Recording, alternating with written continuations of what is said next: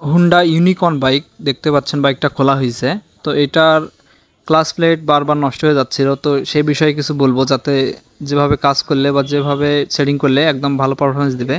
তো প্রথমে দেখতে পাচ্ছেন ক্লাস হাউজিংটায় দাগ হয়ে গেছে, দেখতেই পাচ্ছেন।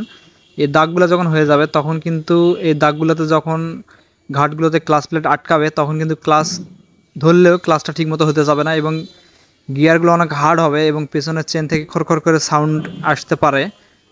আবার হচ্ছিল এই হাউজিংটা যদি মাউন্টেনগুলো লুজ হয়ে যায় সেক্ষেত্রে কিন্তু এখান থেকে কটকট করে সাউন্ডটা চলে আসে। তো এখানে হাউজিংটা অবশ্যই ক্লিয়ার থাকতে হবে এবং ক্লাস সেন্টার দেখতে পাচ্ছেন হাফ সেন্টার এবং ফুল সেন্টারে স্টিল বসানো আছে। তো এই স্টিলটা দেওয়ার কারণ বাটিগুলো যেন না কাটে, ঠিক আছে। আর যদি বাটি কাটে সেক্ষেত্রে স্টিল বসা নিলে আর কাটবে না। এবং ক্লাস প্লেটগুলো দেখতে পাচ্ছেন পেপার ফাইবারের লাগা ছিল, তো অবশ্যই আমাদেরকে এখানে পেপার ফাইবারের ক্লাস প্লেট ইউজ করতে হবে, সেখানে পালসারেরটা লাগালেও হয়।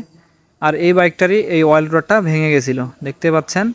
তো এই বিষয়গুলো লক্ষ্য রাখলে বাইকের ক্লাস প্লেট এবং গিয়ার শিফটিং সমস্ত কিছুই ভালো থাকবে এবং স্পিড টপ স্পিড সমস্ত কিছু ঠিক থাকবে।